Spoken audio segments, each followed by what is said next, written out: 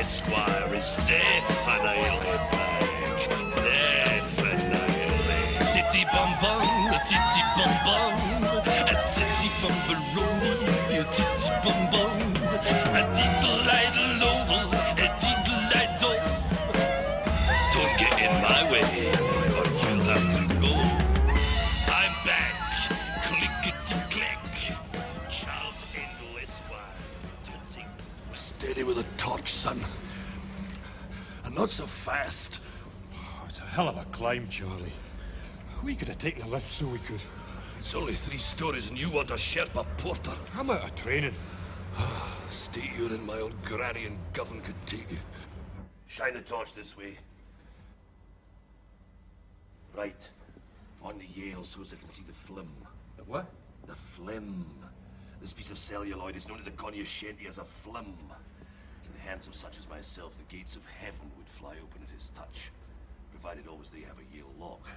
Now watch and learn. You insert the phlegm alongside the catch, just so. Yeah, that was very impressive. Very impressive indeed. You hardly touched it. I did not touch it in the least. Are you trying to be funny? No, I just leaned against the door and it opened. Bloody carelessness. Anybody could walk in the street and examine confidential documents. Should be reported to the Law Society. Right. I wouldn't trust lawyers like this. Now you are definitely being funny. Now pull the blinds. What, these ones? And don't shine the torch through the window, clot. Hey.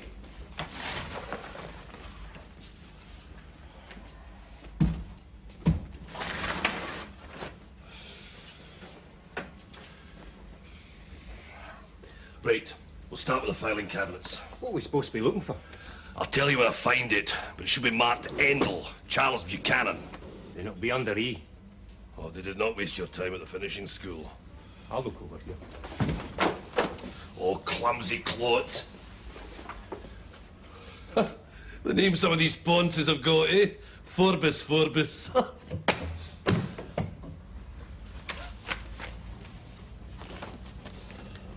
Edgar, Edgington, Enfield, Edwards. Nay, Endels. Must be somewhere. Or not, as the case may be. Why are you so anxious? Well, the Strathclyde fuzz are not entirely satisfied about Telfer's death, which makes more than one of us. The next move might well be to examine his records in the view of uncovering something. But you wouldn't want uncovered, eh? Look, I have no desire to start paying off the back tax and an undeclared 180 grand at 50p a week. Now shift, Worldwide, let me look. Hey, maybe the cops have got your file already. Oh, I doubt it. Telfer's probably destroyed it. Which is a pity, because that much money has to be laundered if he's took it out of the country. Oh, here. What? There might be a clue somewhere. Oh, come on, Worldwide, and get searching. Yeah, right.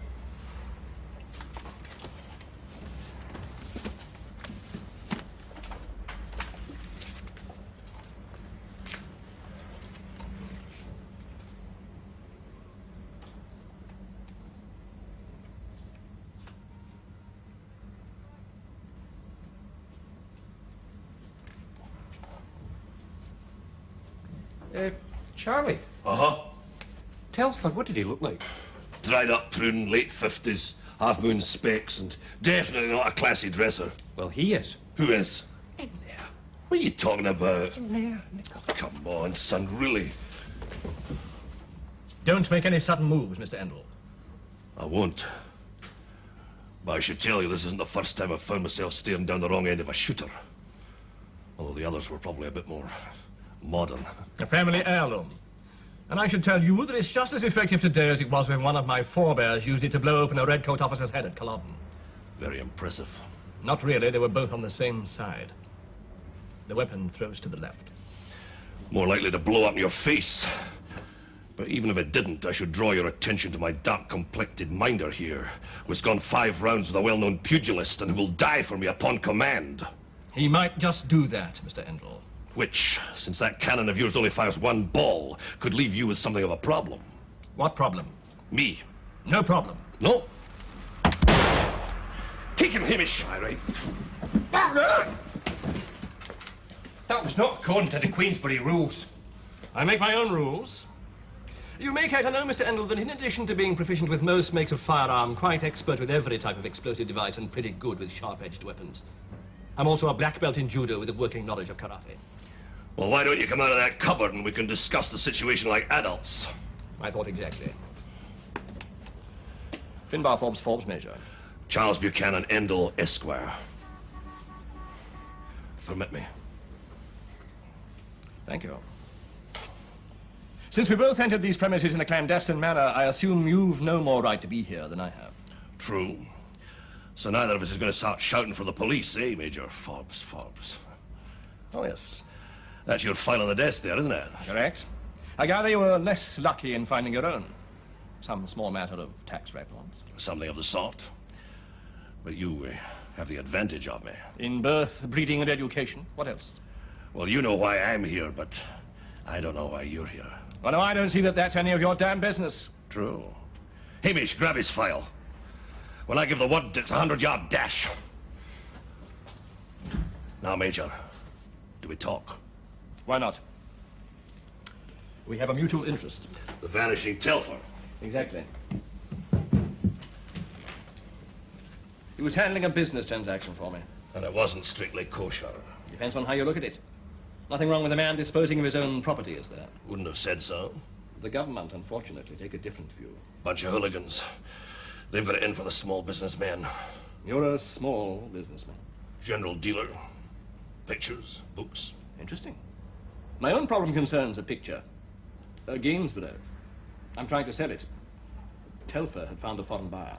And the problem? Oh, national heritage and all that. Some slight difficulties over export licenses, not to mention death duties, not to mention numbered Swiss accounts. It was all to be very hush-hush.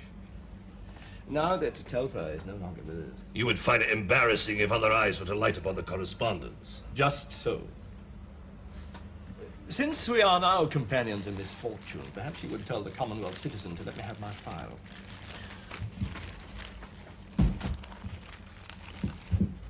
Thank you. An Ibrox is not in the Commonwealth. He only found that out when he applied for the games. And now, Mr. Endell, I shall bid you good night. It's been a pleasure.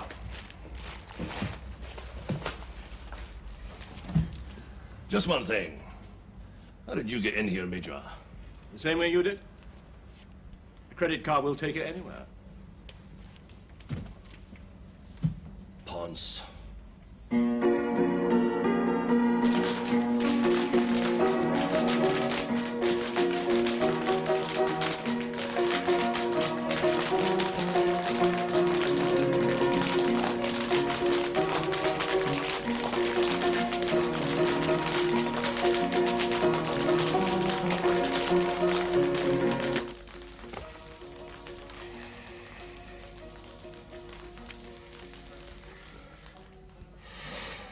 Same time next week. Yes, night, Miss Dixon. She'll be out in a minute, Mr. Crowe. I was just passing, so I thought I'd pick her up. Very good children, really quite excellent. Night, Mr. Endell. Neither. Oh, Kenny, I didn't see you there at first. How goes it, Charlie? Oh, fine, eh? My, what a powerhouse of talent Miss Dixon has here, eh? Like something out of the Italian Renaissance. Oh, and here's the wee star herself, eh? Nice footwork, Fiona. Very nice. Oh, Zavaroni, your days are numbered. Say thank you to Mr. Endell. Thank you, Mr. Endell. I ask you, Dixie, in all sincerity, how many Waynes have got manners like that today? Oh, Mrs. Kroll is very particular. Coming round on Friday, Charlie, with the game all set up. Wouldn't miss the poker session, Kenny, not for all the world. And you'll be looking forward to taking a few more notes off me, eh? I don't know how you do it. Be seeing you. If he ever does find out how you do it, there'll be blood on the floor.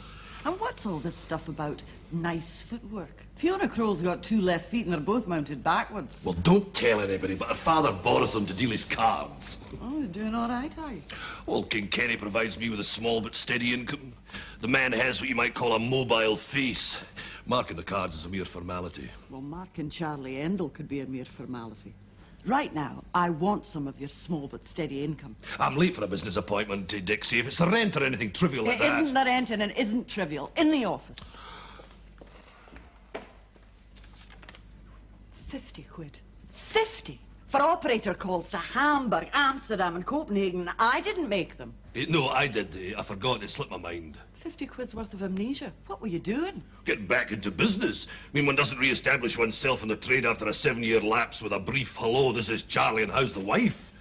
I mean, some of the people I used to know aren't around anymore. Like Handbag Herman, who met with an accident on the Autobahn. In fact, he's become part of one. Well, at least I'm not too sure, because it was a very bad line. Oh, and the big Danish Blue Peter, he says he's very best. Charlie, just what the hell are you up to? Told you, getting ahead of the game, anticipating trends, building for the future. And it's under wraps at the moment, Dixie. But I could put the city on the map. And Dixie, I've got plans for this place. So do I, as a dance studio. Now, what about this bill? Well, I'll have to be paid, won't it? Look, I'm late for this appointment.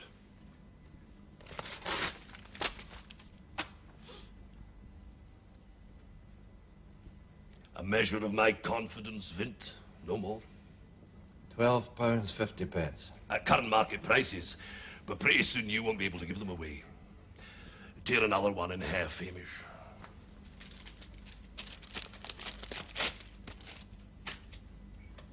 £15. When do I get to tear him in two? When I say, When's that? just as soon as he doesn't give me £15. Oh, a mere bagatelle. You know, in time to come, we will look back at this and laugh over a bevy. Oh, if you can afford it, Endell, go right ahead and destroy the entire stock. Saves me distribution. No, not necessary. I think I've made my point in a typical forceful manner. What point? This stuff, all this, it's had its day. The world has moved on.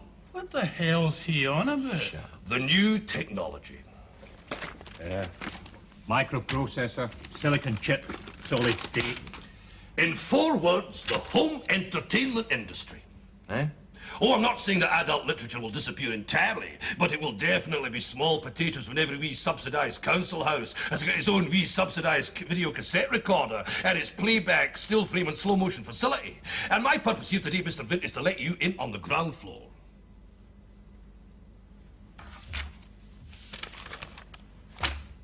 Not interested. That, my friend, is what the first caveman said about the wheel. And then the second caveman went on to invent roulette. Now, I have here some facts and figures, together with some forward projections based on the notional upswing. Speak English, will you? Also, I have been in contact with my international associates, sussing out the supply potential, upfront costs, median prices, and do you know what? What? We can make them cheaper right here. What? Dirty pictures? Tapes, Thicky, tapes. Cheaper and better. A small but not to be missed opportunity of reversing the industrial decline of our once great nation. I mean, Glasgow could become the Hollywood of the trade, attracting its brightest clients, putting London, Copenhagen, and even Hong Kong's gas in a peep. Oh. And out of the kindness of your heart, you're going to give me a bit of the action, eh? Endell, I did not come up the Clyde in a wheelbarrow. Your modes of transportation, Vint, are not on the agenda. But I'm pleased to note that your shrewd brain is still functioning at concert pitch. No, it's simple. We need each other. Endell. Now, I know what you're going to ask. What possible use could an operator like me have for a small-time slag like you? Well, I'll tell you. You've got the retail outlets sewn up, and I've got the production facilities lined up. Endell. Now, what production facilities are you going to ask? Well, I'll tell you. Endell. The studio, the cameras, and the know-how. Now, Endell. there's a certain amount of capital investment involved, but I think that $5 should take care of your end. It's now, a as far as deal. the industry... Is a what? It is a deal. Told you he'd go for it. So for a minute he was going to go for us. No chance. I could tell straight away he was onto the potentialities. Maybe he'd like to keep them for himself. That, Hamish, is what's going through his mind at this very minute. You're not thinking about going in with that big chancer, are you? Now I'll say something funny and you laugh. He's right, though. There could be a lot of bread in this. For me. Aye, but what about Endell? I'll take him out. I'll take him out. That's what, Hamish. Same as I did in Soho. Getting first and fast. As soon as I've got enough money, I'm on the blower for a top crew. I know a couple of Hibernians in Kilburn who are very creative with the petroleum. Oh, we're on our way, Hamish. On our way. Well, well, Miss Moncrief. Fancy you asking to meet me in these sinful surroundings. Thought you couldn't stand the place. I can't, but there's a reason. Of course there's a reason. When I got your message, I said, the ladies got your message. Which is? Probation officers are all very well for the hoi polloi, but persons once prominent in the Soho establishment do not sit down on chairs still worn from the backsides of low-grade hooligans, such as form your present clientele. The law makes no distinctions. You're no better than they are. Oh, dear God, the child's preaching communism. Do your superiors know that the prison aftercare service has been infiltrated by Marxist agitators? We're here because we're celebrating the new beginnings. Oh, most beneficial. What new beginning did you have in mind? I found you a job. Oh, bless your wee heart, eh? In an area of high unemployment, it would be socially irresponsible of me to take a job and thereby deprive half a dozen breadwinners of their livelihood. Listen, Charlie, it's a good job. I've given your problem a lot of thought. I'm deeply touched. You should be. I've lain awake at night trying to imagine what your qualifications could be. You should have rung me. I'd have come around and discussed them. The only semi-respectable ones seem to be a gift of the gab. I do have a small skill in after-dinner speaking. Well, after dinner I'll speak to you. A gift of the gab. A certain seedy charisma and a compulsive liar. It all adds up to one thing. What? Selling second-hand cars. Oh, for crying out loud. It's a small firm, the See You Right Auto Company, sales and repairs. I rang them and they're willing to give you a chance. Now, the money's not good to begin with, but it will be regular. Look, forget it. Not on, no chance, no way. Look, Katie, I'm an entrepreneur. I don't work for people, they work for me. Charlie, you've been in prison for 7 years. A lot of things have changed in that time. You're a day before yesterday's man, and you've no visible means of support. Look, many things may have changed in 7 years. But a full house still beats 3 of a kind, and that says I've got means of support. It might to you. It might even to me. But my superiors are taking a different view. They're beginning to use words like potential recidivist. Know what that means? Oh, back inside, huh? Right. Now, this job, I know it's not your kind of thing, but it's a fresh start. Mr. Bryce says he's prepared to help an unfortunate. Well, he's Look, tell Mr. Bryce I'm grateful. But if he ever calls me an unfortunate again, I will strike him quite painfully along the mouth.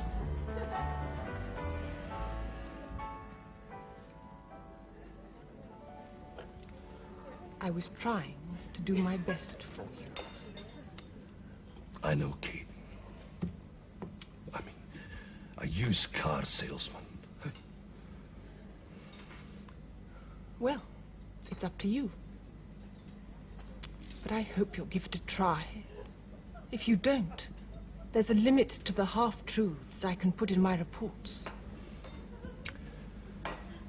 Thanks, Kate. I must go. Please, think about it.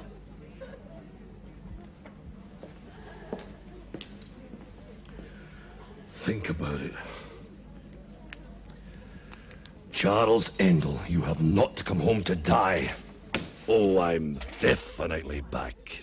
Definitely. See me. I'm back. Typical, typical.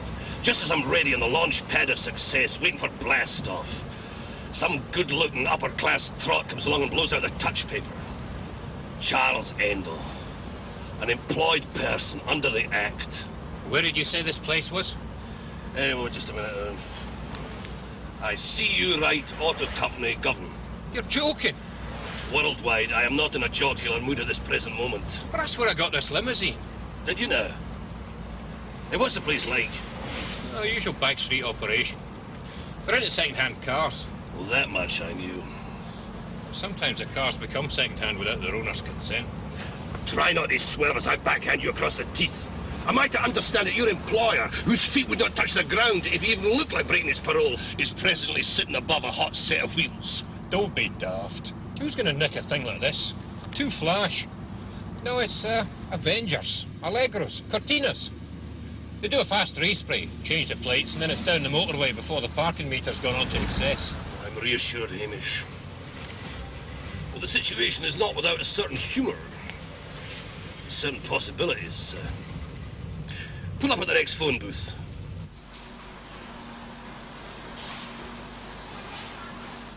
There are prospects, of course, but you'd have to start at the bottom. Miss McCreef doesn't say what you were in jail for, Endell. In the course of a slight disagreement, I bent a crowbar round a person's skull. Well, it fell, aren't you, Endell? He aggravated me. How? Kept calling me Endell. Now, about this position. Well, can't he pay much? Well, I wouldn't expect much. In fact, I wouldn't expect anything more than my national insurance stamp in the appropriate box every week. Have to pay you some for your work. What work? Well, the work you'll be doing. The Cortina Kid sends his regards. Who? You heard. Shared a cell with him for a couple of years. Very big in hot cars. Just been speaking to him on the blower.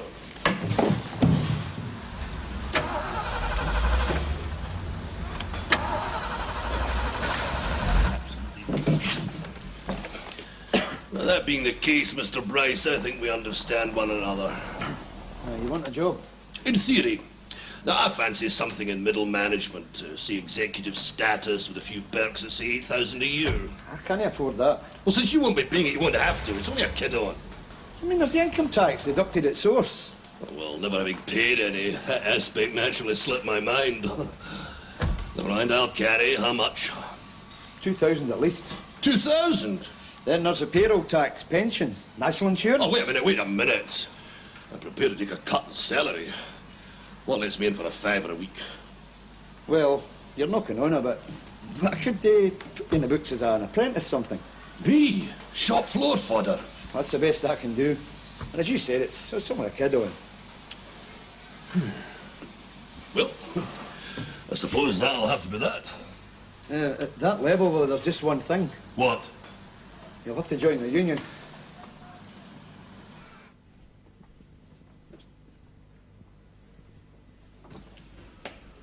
Dreadful bloody weather.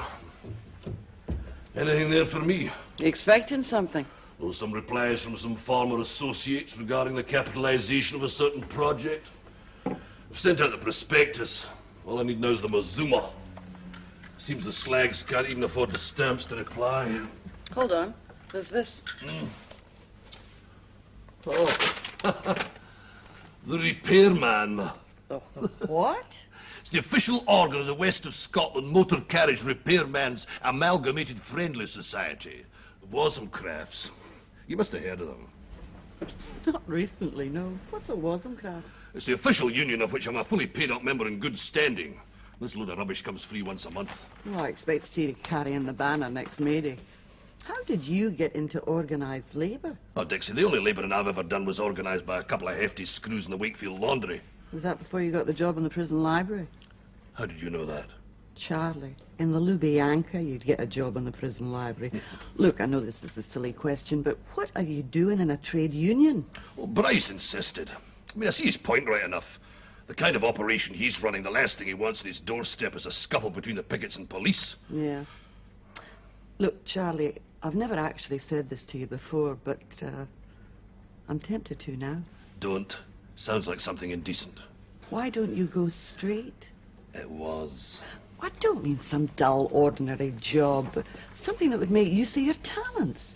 You're articulate, you got personality, imagination, you got a lot going for you. Used car salesman. Yes, I suppose so.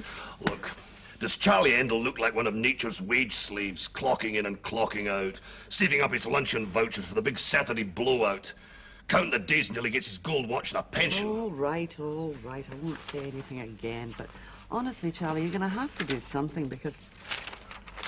Charlie. Preserve the most profound of silences. Endell is getting it together. There it is. Right under my very nose, and I nearly missed it. Some brandy with your coffee? Oh, it's a bit early in the day for me, Mr. Endell. Charles, I insist that it's Charles. Ronaldo, and I insist that you have some brandy. That is very kind of you, Mr. Charles.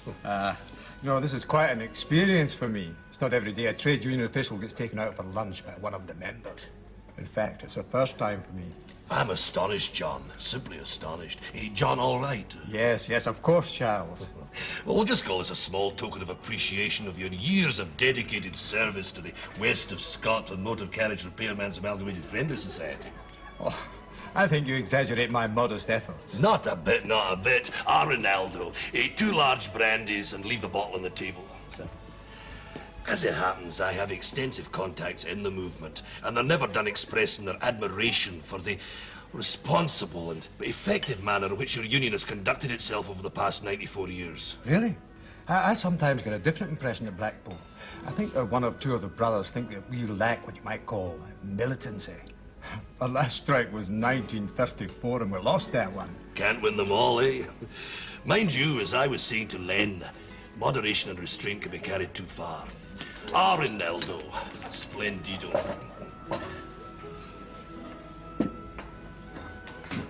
Oh, no, that's too much, Charles. Nonsense. The toast is the Wozencrafts.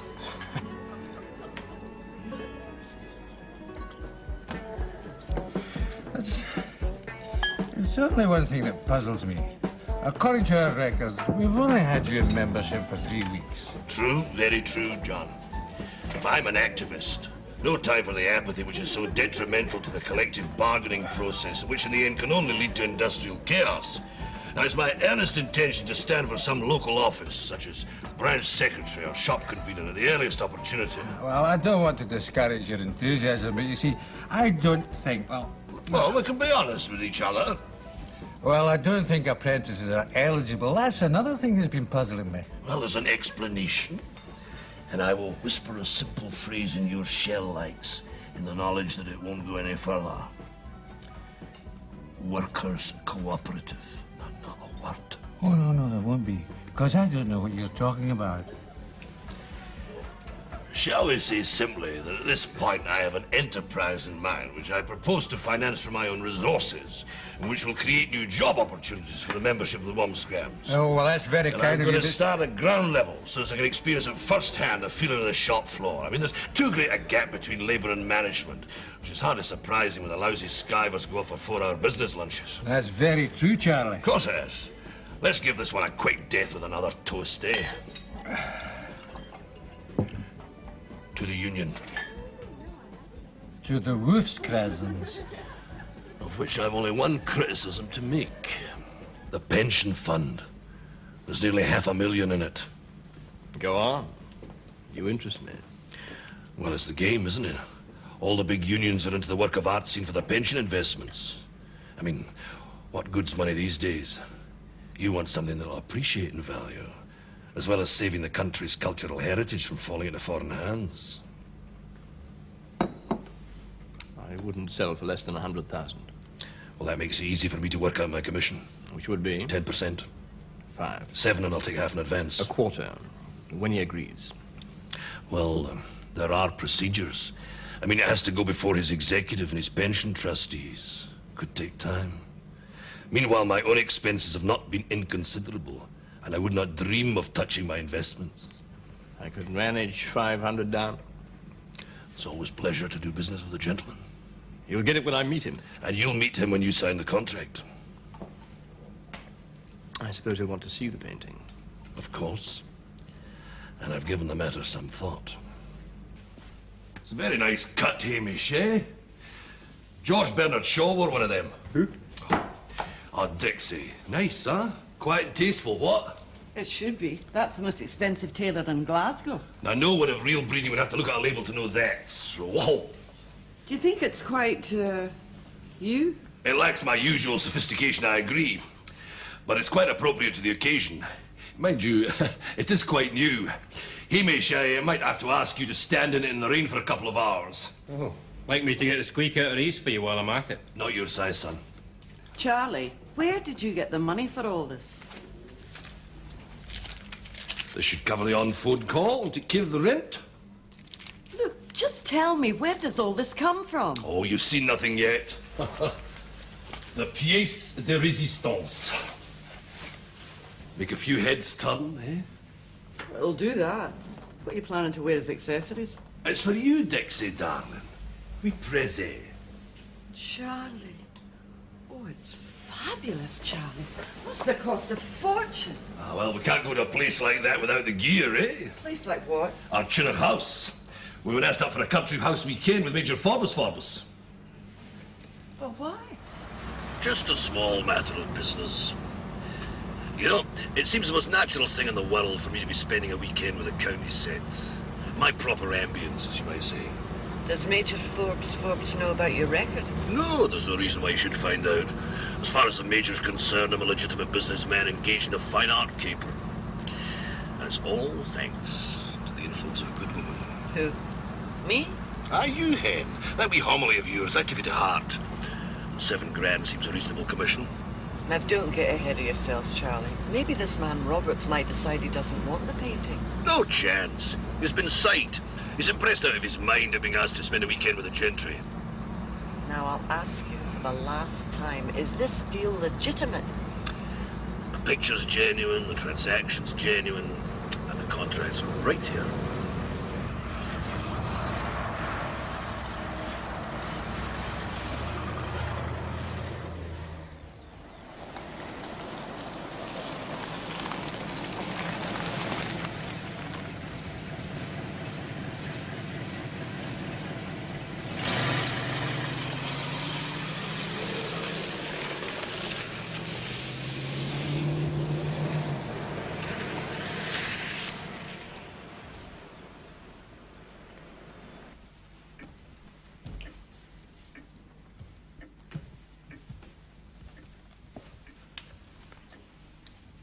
Here we go. Oh, do come in. Thanks. I hope you find your rooms comfortable. Oh, perfect. That's good. They can be a little chilly at times. Oh, thank you, Andrews.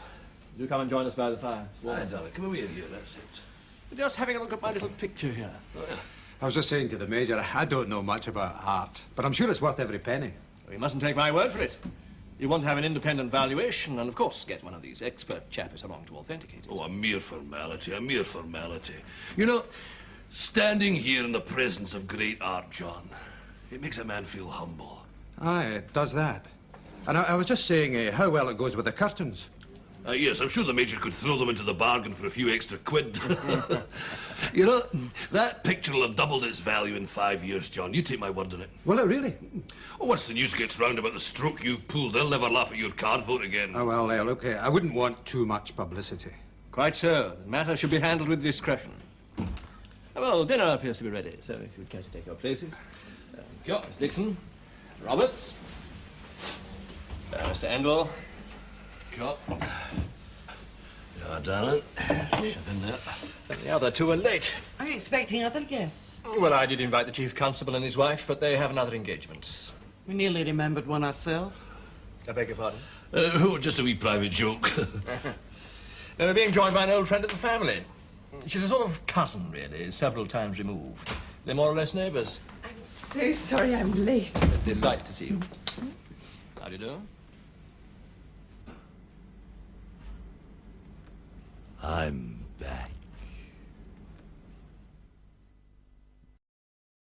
Oh, I'm definitely back. Definitely. Oh, served all over the place. Then I got bowler hatted, you see. Damn defence cuts. No wonder the country's going to the dogs. Should never have done away with national service. You sound as though you speak with some authority, Mr. Endell. Well, you were an army man, then? Well, I did spend some time in uniform, yes. Knew it the moment I set eyes on you. What we win. Should we just say I was with a special unit in Yorkshire and leave it at that? Enough said, there's a lot of them about. Was seconded to the SAS myself. Couldn't we talk about something else? Splendid chaps, all of them. Kate doesn't agree, of course. She'd do away with the army if she could. I just think that the money could be better spent helping society's unfortunates. Unfortunate, she calls them. Rogues, human rubbish, gutter sweepings. Don't know why she wastes her time on them. Are you involved in social work then, Miss Moncrief? Prisoner rehabilitation. You must meet some very interesting people. I do. And in the strangest places. I'm sure Miss Moncrief doesn't want to talk shop all evening. Oh, but I do. I enjoy my work. And I don't mind discussing it. Yes, but I mean, so much of it must be of a confidential nature, wouldn't you say? You might be surprised at what I'll say.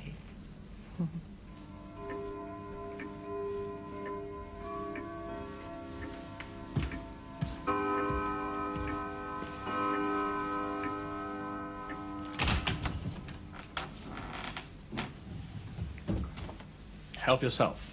Thank you. Well, what's your assessment? It's in the bag. No question. Roberts is sold. I thought you were on dangerous ground when you said you could get him onto a quango. Oh, I hinted. The delicate finishing touch. Oh, we're in business. We're in business. Well, I am. Hey, just a minute. I've got a contract. And I've had a letter. It arrived today. You recall I mentioned a foreign buyer. What about him? He's contacted me. He wants to complete the sale. Yeah, but that's cutting me out. Why, you two-timing, double-crossing, Ponzi-wee upper-class git. Restrain yourself, Endell. Remember what happened to your Commonwealth friend, and please refrain from attacking the class system. It offends me. It would. They all have their places. The upper class, the middle class, the working class, the criminal class. I'm reliably informed that you belong to the latter. Reliably informed? And that opens up certain possibilities which could be financially rewarding to you. Such as?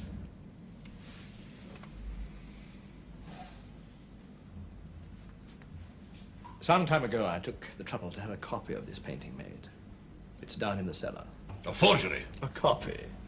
Not good enough to fool an expert, but quite sufficient to pass a casual examination. Oh, forget it. Well done, Endell. You have instantly apprehended my proposition. Once the experts have declared this one to be genuine, I propose to sell it to my foreign buyer. And then you flog the forgery to Roberts. Oh, Major, you're definitely away with the fairies. I mean, sooner or later, someone with a know-how's going to see it. Supposing it never appears again after it leaves this house. Supposing it's stolen in transit. How? Well, that's something we'd have to work out. But let's say that I undertake to pay the thieves all reasonable expenses as soon as the forgery is returned to me. If they do so, it's never seen again. But what's in it for me? A quarter what I get from Roberts, and let's not haggle. 25 grand. Stolen in transit. Difficult. Not to a man of ingenuity. Not if he knew the arrangements. Had some inside cooperation. Had the contacts. I mean, it's the sort of thing I could handle myself, but it would mean bringing a team in from the smoke, and as you know, it's my policy to create job opportunities right here. Your attitude's greatly appreciated, Charlie. Only wish there was more thought like you. Right, Alistair? Aye. If I ever get daft enough to trust him. Huh? You've no faith in human nature, Alistair. Right, Charlie. Tell us how you see it. It's as easy as taking sweeties off a Wayne. Look, there's two security cars. There's the right one, and then there's the phony one. Hey.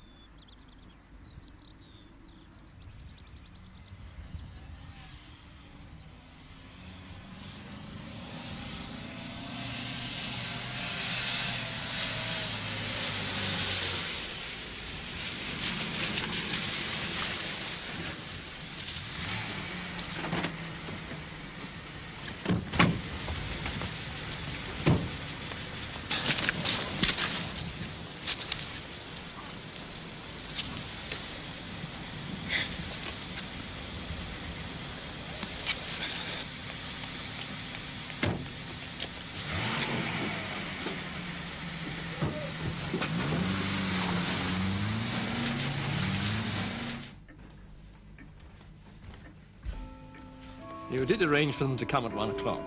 1 o'clock precisely. Almost that now. Just put them down there, Andrews. You going on a trip, Major? A permanent one. I'm putting the house up for sale. Dead on time.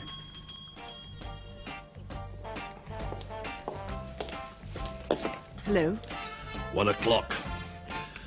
Thank you at least for being punctual. Look, I told you I wasn't going to meet you here again. Well, you've been telling a lot of people a lot of things. Is a man never to be allowed to live down his past? Does one mistake brand him forever? Is his collar never to go unfelt? What are you talking about? You! I had a perfectly straight wee business deal going with your 14th cousin or whoever he is. Now he doesn't want to know. Why? Because blood's thicker than water. Because you thought I was up there sussing out the place with a view to nicking some objet d'art, right? Wrong. Oh, don't deny it. You told him I had form. I did nothing of the kind. That would be highly unethical. He must have found out for himself.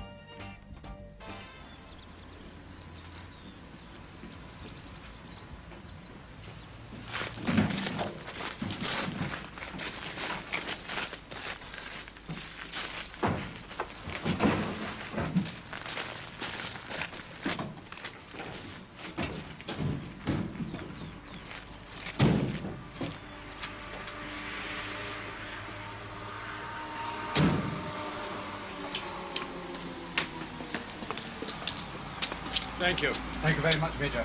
Safe journey.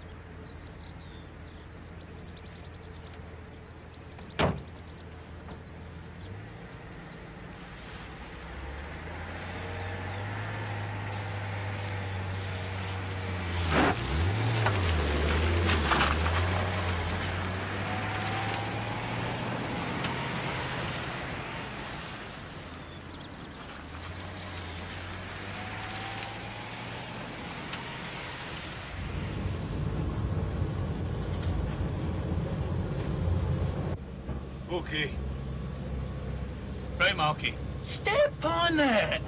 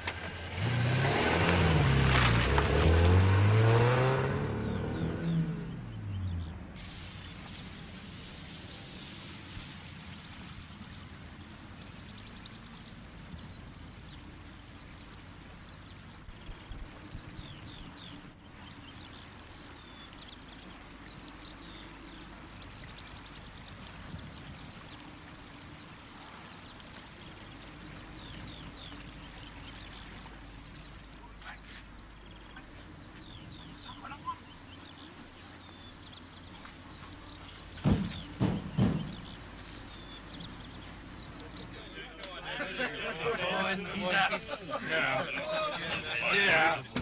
Well done, lads, well done. Pure artistry, you know, I say so myself. Smashing. Aye, maybe. Let's take a look at what we've got. Oh, come on, Alistair. He's a cheeky wee smile. The job was perfect. Well, like clockwork.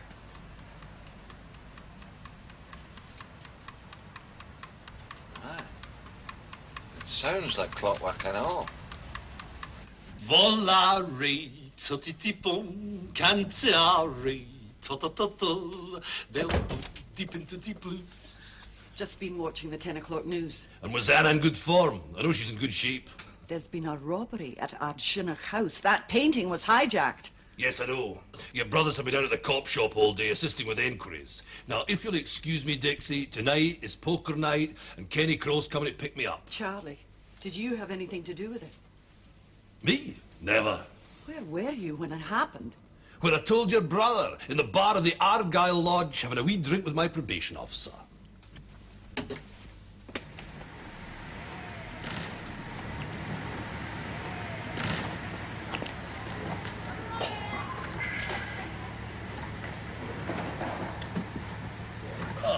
Kenny. All very friendly, eh? Just as well Vince get his own transport, eh? Alistair won't be joining us tonight. Drive, Marky. How do you mean that self-destructed? What I say, Charlie. Vin just touched it in bang. Not allowed bang, you understand. Enough to ruin my suit and scorch Big Marky's eyebrows. And, of course, take off half of Alistair's face. Then the whole thing went up in flames. You mean it's Ashes, Charlie. Ashes. So's the van. I don't understand it, Kenny. I didn't understand it myself at first. And then I got to thinking. Do you know what I got to thinking about, Charlie? Spontaneous combustion. I did not think much of spontaneous combustion. I got to think of the evenings we spent together over a bottle or two. They're treasured memories, Kenny. And I got to thinking about the tales you told me about the good old days in Soho. Yeah, that one about the bishop and the vice squad. Jeez, that was a real hoot, Charlie. Aye, you could dine out in that one, eh, Kenny? Oh, I have. And then I got to thinking how you took over the Soho porn operation in the face of determined opposition. I don't remember that. I do. You bombed them out. I must have been exaggerating, Kenny. I've no recollection of any such thing. I have. Of course, I feel just a wee bit responsible for what happened, seeing as I was, what you might say, peripherally involved. You were very involved, Charlie. I mean, I insist on replacing your suit. Aye. But there's the van, Big Marky's eyebrows, and half of Alistair's face. Look, I was in for a few quid when you ransomed the picture. Why should I want to destroy it? Maybe you didn't. Maybe there was no picture there in the packing case to begin with. Maybe it's still around. I mean, we didn't see any picture. The whole thing blew up in our face, didn't it? True. I mean, it's not as if I don't see your point of view. I mean, you thought I was going to try to knock you all off, eh? I mean, go on, admit it. I admit it. But there's more than that, Charlie. If it was just the bomb. What the hell else is there? We took Alistair back to my place, and Mrs. Crowe was chatting to him when she was attending to his injuries. He happened to mention, not very distinctly because of the bandages, he happened to mention that you're going into the home entertainment business with adult viewing on video cassettes. Oh, where's the sweat? I might be standing on his ingrowns, but I'm definitely nowhere near your toes. You'd also the idea of using Miss Dixon's dance studio as your studio, right? All these ways. Oh, no, Kenny. Say what you like, but don't say that. I'm definitely not at that end of the market. All these wains, and one of them is my wee Fiona. Jeez. Mrs. Crowe's very upset that wee Fiona could be connected with anything sordid. Where are we going, Kenny? Could be anywhere, Charlie. Anywhere.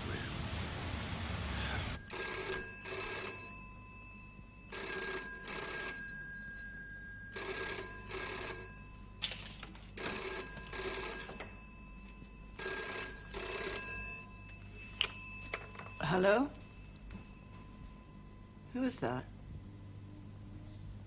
Where? Yes, I know where that is. Why? Look, who am I speaking to?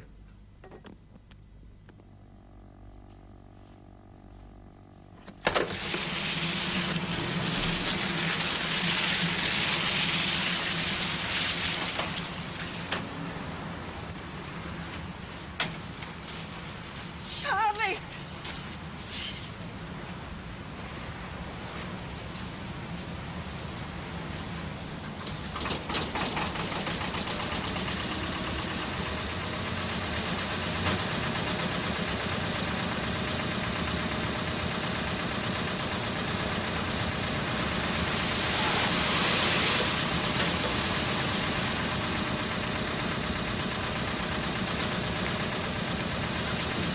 Charlie!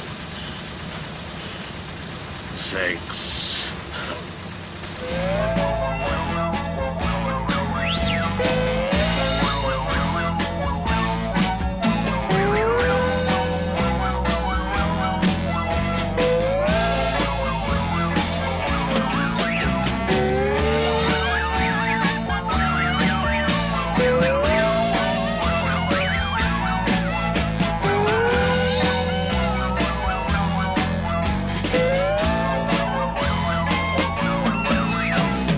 Titty bum bum, a titty bum bum, a titty bumbaroni, a titty bum bum, a titty lad loader.